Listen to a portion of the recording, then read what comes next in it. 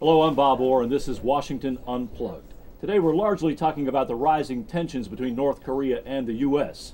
President Obama just a short time ago held a press conference with South Korean President Lee in the White House Rose Garden. CBS Chief White House Correspondent Reid was there, and Chip, there was no question the two presidents presented a united front today. Oh, absolutely. They made very clear that they will do what has to be done to keep the Korean Peninsula denuclearized. Didn't go into any specifics, though. That always, of course, raises the question, what really are they willing to do? Would the United States ever go to war again in Korea if it had to, if it really came down to that? Those, of course, are questions that are for another day, but they made very clear that they believe North Korea and its nuclear program create a grave threat, not just to the peninsula, but to the world at large. And they were, as you said, very much in agreement that they need to stand together, and so does the rest of the world, against North Korea. Pretty tough language. I mean, you said a grave threat, and we did hear the president say that. Hang in there 1 second, because Nick Szechenyi from the Center for Strategic and International Studies is also with us. Nick, thanks for coming in. Why should we treat this any differently than what we've seen in the past? Kim Jong-il from time to time acts up. He seems to cause a lot of problems, and then he gets placated with food or some kind of supplies. Well, in 2006, the last time the North Koreans tested a nuclear weapon, it was widely believed that they were testing missiles and weapons to try to get concessions from the U.S. and other countries, basically economic aid to keep the regime afloat. This time, however, there's a different objective. I think the North Koreans really want to have a viable missile and weapons program. And each time they're able to test these things, there's a risk that they can export the technology to other countries and perhaps even terrorists or non-state actors. So it's a little different this time, and therefore the strong message that the president and his counterpart from South Korea sent today is very important. You mentioned the possibility of exporting military parts, maybe even nuclear parts or some kind of nuclear material. And Chip, I know you asked the president specifically about that, about this idea of interdicting shipments at sea, but it didn't seem to me like he completely answered the question. What is going on there? Well, according to reports that are out there today, basically the U.S. is going to intercept ships at sea, but they are going to draw limits on what they can do, only go on, not forcibly go on board.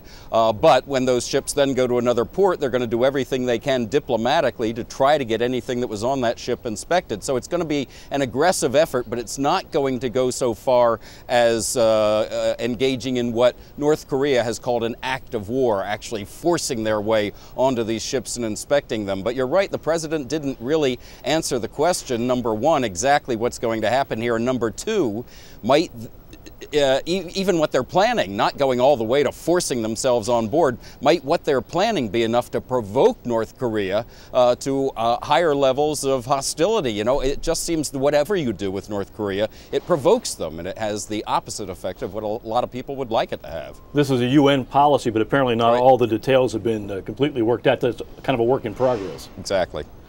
Nick, I was going to ask you, it seems that you said they're serious, and it seems that we've seen a couple of things. They launched some rockets, and then on May 25th they did this underground test. And we just heard yesterday that was a pretty sizable test. What's the message there? Well, again, I think they're committed to reaching the point where they feel that their nuclear weapons program is viable. And if you link it to the missile program, the ultimate fear is that the North Koreans might try to miniaturize a nuclear device and place it in a missile and aim it at South Korea, our other ally Japan, or possibly even the United States. So that's a major security concern. There's also a domestic political element to this.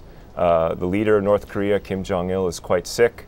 And there are several reports suggesting that he's trying to pass the baton to one of his sons.